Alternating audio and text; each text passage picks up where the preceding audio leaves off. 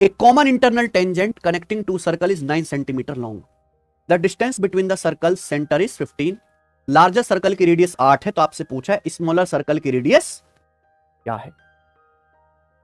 Okay, मैं आपको बताऊं कि भैया ये दो सर्कल हैं, ठीक है बच्चों, ये हैं दो सर्कल।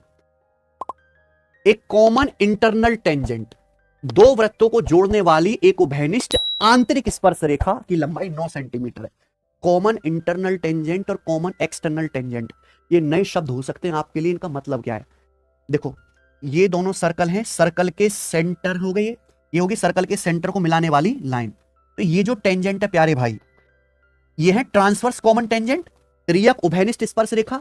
ये दोनों टेंजेंट जो है सर्कल के सेंटर को मिलाने वाली लाइन को यहां पे कट करती है, तो इनका नाम है, दूसरा नाम है कॉमन इंटरनल टेंजेंट।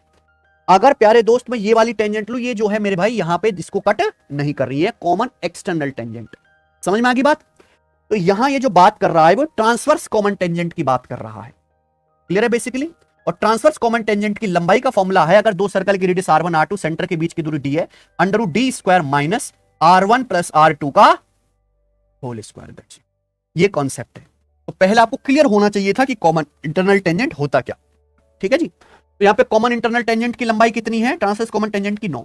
दो सर्कल उनके सेंटर के बीच की दूरी कितनी है, 15 माइनस बड़े सर्कल की रेडियस 8 है, छोटे सर्कल की रेडियस r2 आपको निकालनी है। ठीक है जी।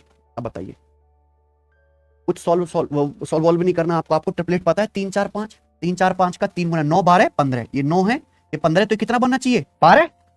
भाई 9 12 15 ही तो ट्रिपलेट होता है, 15 का स्क्वायर माइनस 12 का स्क्वायर क्या आ जाएगा, 9 का स्क्वायर √9, यानी कि 8 प्लस r2 12, तो दूसरे सर्कल की रेडियस 4, 8 4 12 होता है।